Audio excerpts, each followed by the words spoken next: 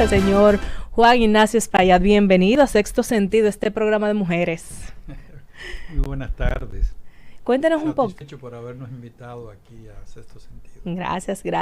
Cuéntanos un poquito cómo se ha manejado el mercado de los hidrocarburos en los últimos meses para que la gente pueda ir entendiendo cómo es que se han venido elevando estos precios.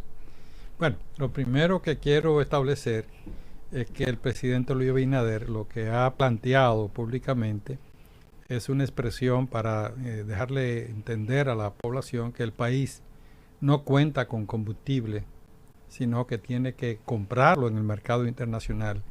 Y cuando eso es así, los precios se van a imponer de acuerdo a las condiciones del mercado. Y eso es lo que está aconteciendo. Ahora, su comparación con Petrocaribe, debemos ponerlas en el contexto adecuado, porque Petrocaribe fue un acuerdo, y quiero que escuche bien, donde Chávez hizo el mejor de los negocios. Chávez hizo el mejor de los negocios. ¿Por qué? Porque con ese acuerdo, Chávez logró, con un financiamiento cuando el petróleo pasaba de $50, esa diferencia quedaba en un crédito que era bastante blando, creo que era 1% anual y pagadero en 20 años. Así era. Pero Chávez hizo el gran negocio porque logró con los petróleos de Venezuela, que siempre estuvo y está por debajo de los precios del Golfo de México. Siempre el barril de petróleo venezolano se ha vendido por debajo del Golfo de México por una condición de la calidad del petróleo, que tiene mucho azufre. Y con este acuerdo pudo colocar su petróleo al precio estándar, sin aumentos. Por lo tanto, el presidente Luis Abinader lo que pudiera tener, si tienes un Petrocaribe, lo tuvo el presidente Leonel Fernández, es la flexibilidad de pago de una parte de la factura petrolera. Y yo creo que para eso sería muy importante cuando el país carezca de divisas. Entonces ese no es el momento, porque el país el año pasado, por ejemplo, hubo una de la cantidad de divisas más alta en disposición del Banco Central.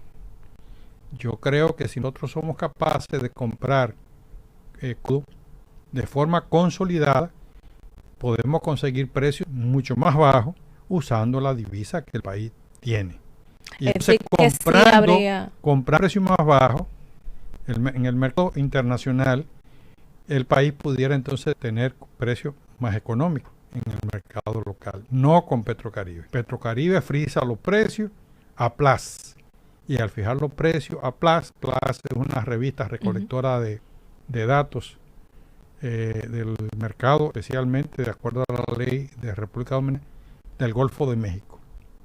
Por lo tanto, yo tomo esa declaración de Luis como una de establecer que el país carece de petróleo, que tiene que ajustarse a los precios internacionales. Pero no habría y es una de las preguntas que más se hacen los ciudadanos en la República Dominicana, y que yo inclusive también me la he realizado. ¿No habría una forma en que desde el gobierno se ubiquen esos precios o costos de los combustibles para que sean menos impactantes a la sociedad, que no suban todos los viernes?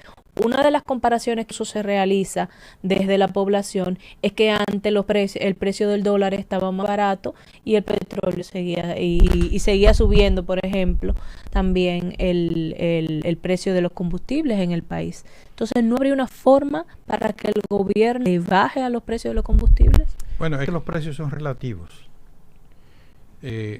Por ejemplo, en los años 2014, 2015, 2016, 2017, 18, 19, 18 y 19, el país tenía precios comparativamente con otros mercados que tampoco tienen petróleo, en el cual nosotros nos disparábamos $1, $2, $3, más caro que ellos. Y es caro. Ahí sí es caro. Después del año 2017, que el presidente Danilo Medina dejó la parte de la ley que queda viva, de la ley 112.06, la indexación trimestral, el país comenzó a tener una especie de paralelismo con esas naciones en los precios, siempre más caro. Pero ahora en la agenda de Luis Abinader ha absorbido durante el 2021 casi completo, parte del 20, los cambios de precios internacionales no se han aplicado en el país y por lo tanto eso permite que entonces los precios entre los países de la región, que incluso tenemos tratados internacionales como Estados Unidos, que es el principal socio, El Salvador, Honduras, ¿verdad? Los precios relativamente en República han bajado con relación a esos países. Vamos a ver. En el 2014-12, el gasoil, como producto terminado, no como petróleo, en Estados Unidos estaba rondando entre 1,20 a 1,60 a 1,80 de dólares el galón. Y en República Dominicana, desde siempre, el galón ha estado a más de 4 dólares. Incluso ha llegado un momento que llega a 5 dólares. Ha llegado a 4,5 de dólares. Pero ahí se aplica la de sube y cuando baja, sube también. Ya olvidémonos de eso de Sonia. Vamos a vernos a lo que estamos. ¿Qué resulta? Hoy, el galón de gasoil en Estados Unidos está a 3,90 dólares. Y en República Dominicana está a 4 dólares con 20 centavos. Que nos acercamos. Por lo tanto, nosotros hemos tenido una disminución de precios relativos con relación a Estados Unidos. El Salvador, por ejemplo, siempre ha tenido $1.50, $2 menos que nosotros. Hoy, el precio del Salvador se equipara con el nuestro. Porque Luis, además de no indexar el impuesto de acuerdo al índice de precio al consumidor, la inflación que se genere, además de eso ha asumido parte de los aumentos de precio, disminuyendo los impuestos, porque eso es lo que él ha hecho, él no ha subsidiado el combustible. El gobierno ha dejado de aplicar los impuestos y entonces ha recolectado menos. De todas maneras, el año pasado, el gobierno recolectó 49,000 millones. Dejó de recibir 13,000 millones, pero eso es significativamente importante porque el mercado local ha permitido que el combustible, que es una materia prima, el combustible es una materia prima, no siga afectando de forma desventajosa al actor nacional y al consumidor nacional con relación a los países con los que tenemos relaciones de comercio. Y ahí vino la razón por qué las exportaciones de República Dominicana, que han sido manejadas siempre en alza, pero el alza ha sido producto de que las mercancías cuestan más, no porque aumentamos la cantidad de contenedores o de toneladas o de quintales, sino que el precio de estos productos han subido más y además las exportaciones han crecido por el problema de la minería, del oro, ¿verdad? Que nosotros producimos, incluso el cobre y la plata que nosotros exportamos, pero no porque la producción nacional haya subido, por unidades ha disminuido, lo han ido hundiendo, porque esos precios saca al productor nacional. Y en el 2001, cuando Luis no aplica, siguiendo la línea desde el 2017 del gobierno de no aplicar indexación, y además deja de cobrar unos niveles de impuestos, ¿cómo ha colocado al productor nacional en condiciones competitivas con estos mercados? Y el país entonces aumenta las exportaciones de forma diríamos, ha llamado la atención. Claro. Ha crecido. Entonces, el gobierno, mientras eso sucede, dice, ay, perdió 13,000 millones, porque no lo cobró. No. Quiero decirle aquí, en sexto sentido, y a Cachicha, en sentido general, que el gobierno aumentó las recaudaciones, porque entonces esa producción de la economía, esa producción, aumento de la economía de nuestros productores, le permitió al gobierno más reciclaje, más utilidades, y por el otro lado, en vez de recibir los 13,000 millones, probablemente recibió 3 veces más esa cantidad, o 5 veces más esa cantidad, y solo hay que ver cómo Impuestos Internos reportó recolección récord en la historia dominicana en el 2021 de impuestos que recibió impuestos internos. Entonces hay que revisar, porque lo que está sucediendo en la ley de hidrocarburos, por ahí no quise empezar, es que castró la economía. Y al castrar la economía, que ha habido es un retroceso con relación a otros países, un retroceso en la producción, un retroceso de colocar nuestra mercancía, un retroceso que tuvo un alivio en el 2021 cuando el gobierno, por problemas sociales, dejó aplicar parte del impuesto. Un ejemplo muy claro para que el gobierno estudie y analice si le conviene seguir buscando impuestos en los combustibles o dinamizar la economía. Entonces usted está confirmando ahí que es una casita de recolección de impuestos en los combustibles en la República Dominicana. Incluso fácil de recolectar. ¿Cuánto se recolecta, estimado, anual por consumo de combustible? Debió haberse recolectado el año pasado unos 63 mil millones de pesos. Se recolectaron 40 y pico. Porque el gobierno cedió o no lo que establece el ordenamiento de los combustibles, que es una potestad que tiene el presidente, no es una violación a la ley. Exacto. Porque todo lo que favorezca a la colectividad termina siendo algo legal. Y el gobierno dejó de cargarlo y inmediatamente dinamizó la economía y por el contrario recaudó más impuestos. Recaudó muchísimo más impuestos. Entonces, ¿qué resulta? Que ese puede ser, en vez de ser una salida de no entrar en conflicto social, como se vio en finales del 20, que hubo intentos de movilización, especialmente en el nordeste y en el norte del país, ya se tenían huelgas preparadas por el tema de los combustibles. No, y hace una semana marcharon. Se aguantó, pero aquella vez era muy en firme. Se aguantó la aplicación de los impuestos. Y ahora, al terminar el año 21 y entrar en el 20, los resultados indican que el gobierno deberá verlo como una política económica y de fortalecer y la actividad económica y social del país. Especialmente, por ejemplo, los agricultores necesitarían para poder competir con los productores de otros países subsidios. No se le da.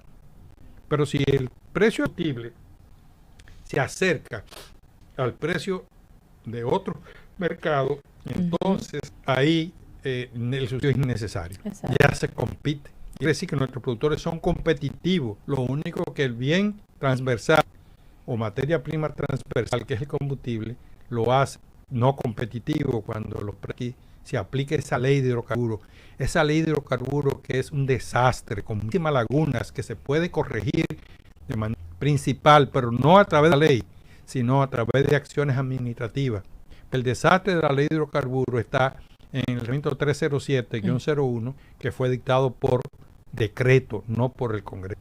¿En qué consistía ese reglamento, básicamente? Y además aclararle a la población dominicana cuántos impuestos que se le colocan a los combustibles, porque en ocasiones pasadas, inclusive, yo escuchaba a un ex administrador del Banco Central de la República Dominicana decir que eran aproximadamente 4 los impuestos que se le colocaban a los combustibles y que eso se resolvería con reformar esa ley de hidrocarburos en el país. Pero vemos que fue una de las promesas del presidente Luis Abinader cuando tomó posesión de República Dominicana el 6 de agosto y no se ha cumplido, se ha llevado a cabo todavía. Bueno, si me preguntan a mí, vamos a modificar la ley de hidrocarburos, y te digo, no lleve nada al Congreso. Ese Congreso, lamentablemente, pidiendo excusas a congresistas muy honestos que hay ahí, está lleno de riferos, de gaseros, ¿verdad? Gente ligada incluso a actividades ilícitas. ¿Cuántos congresistas tenemos en proceso de judicialización? Muchísimos.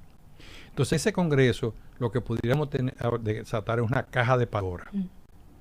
Lo que el presidente, y es mi orientación más sana que yo puedo hacerle, es que él tiene la potestad, de acuerdo al reglamento 307-01, de hacer los cambios necesarios que se convertirían en la herramienta y solución del proceso. Hay un paquetón de cobros, todos administrativos, que no están en la ley. Muchas de esas acciones administrativas ni son por decreto presidencial, sino que son por resoluciones del ente regulador, todo eso yo puedo marcharle, corregirlo. ¿Cómo cuáles son los cobros? Que ahí básicamente se van a mencionar algunos. Bueno, el GAL, el gasto de administración de la ley, el reglamento cuando empezó, dijo que a 2 cheles por galón. Un chele finanza y un chele para comercio. En el tiempo se va manejando eso. Ha habido muchísimas variaciones, no las vamos a mencionar, pero el GAL establece con 55 centavos por cada galón.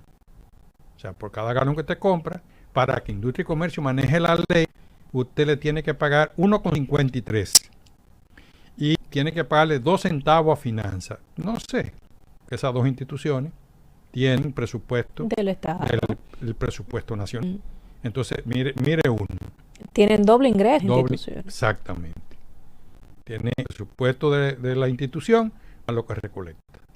Pero hay una serie de cobros que se da en el mercado de los combustibles que ingresan especialmente a Industria y Comercio, los cuales no se corresponden, que incrementa el costo de operación de una estación o de comerciante de combustible. Por ejemplo, una serie de licencias para emitirla o para emitir una certificación son excesivamente costosos. Porque la Constitución establece que los costos de cualquier proceso debe ser cubierto por el mismo proceso. Eso no son costos, esos son valores que generan unas cargas de costos que son impuestos. Por ejemplo, para usted tener una certificación de su nacimiento, la Junta Central Electoral cobra 300 pesos. 350 pesos. Que puede ser mucho. Habría que decirle a la Junta que esa parte.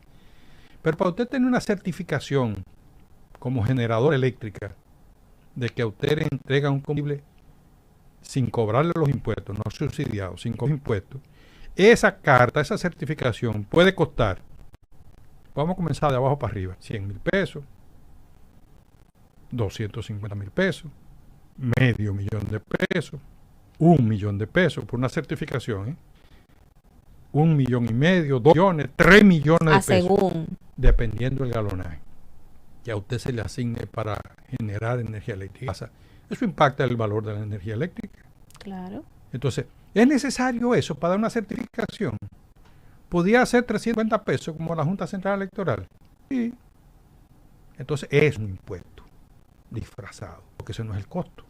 Al final se lo cobran a uno. ¿Qué resulta? Todo lo que tú le obligue a un actor del comercio va a transferirse al consumidor. Pero eso no es lo único. Si usted necesita ahora una certificación de Industria y Comercio que usted está de acuerdo al orden establecido como estación de servicio, usted tiene una renovación de un permiso de operación y licencia de operación. O, por ejemplo, usted va a abrir una estación de servicio y para usted dejarle vender el primer galón, usted tiene que pagarle $1,000,000 a Industria y Comercio. ¿Quién paga ese millón? ¿El propietario del proyecto? Sí, originalmente sí, pero él se lo va a cobrar al consumidor finalmente, a través de los precios. No terminan pagando nada, termina pagando consumidor, que es quien se queja.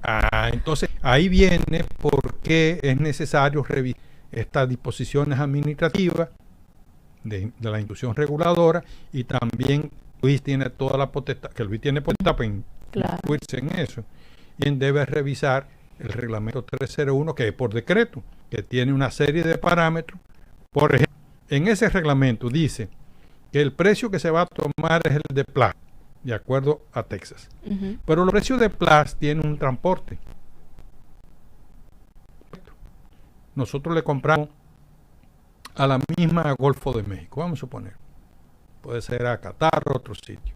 Con ese PLAS que lo traemos aquí, además el reglamento dice que hay que calcularle, y se calcula, el costo del transporte marítimo, el costo de la transferencia bancaria, cuando aquel otro ya tenía ese costo. Exacto. De la transferencia bancaria, ¿verdad? Te obliga a tú también tener que pagar el seguro cuando aquel ya tenía un seguro.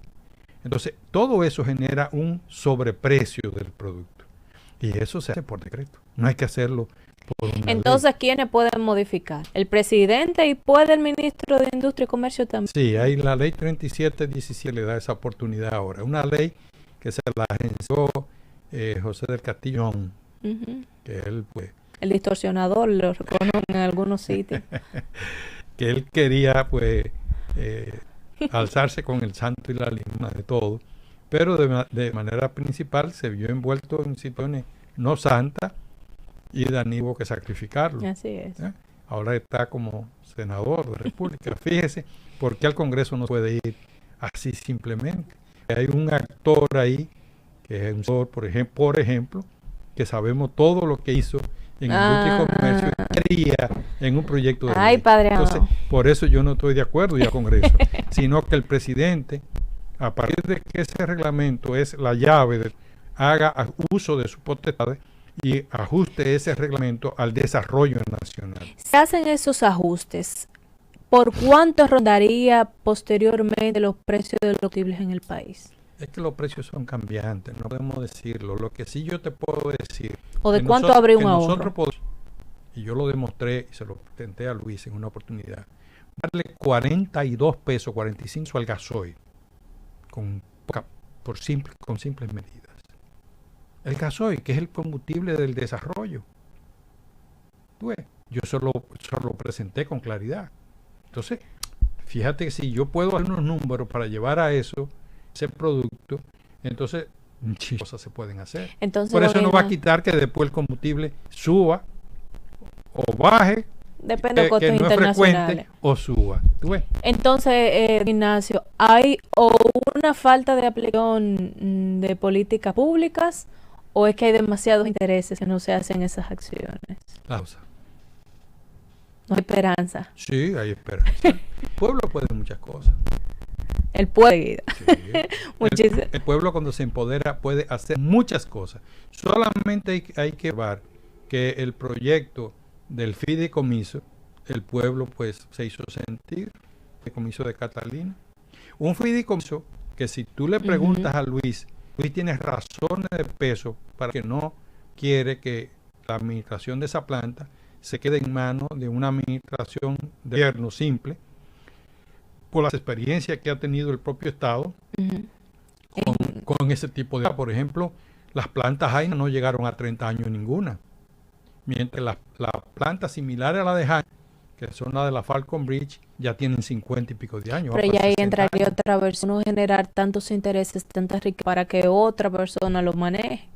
Vamos a decir. Lo que pasa es que el proyecto estuvo enfocado de una manera que el pueblo, de manera sabia, no estuvo de acuerdo. Fíjate, el pueblo lo logró. Así que no creo que eso sea imposible de lograr. Simplemente cuando la sociedad era y cuando la sociedad, pues, de forma coherente y racional actúa en un objetivo, se logran los fines. Muchísimas gracias, don Ignacio, por estar conmigo aquí en este programa Sexto Sentido. Lo invitaremos muy a menudo porque usted es un duro en su materia, ciertamente.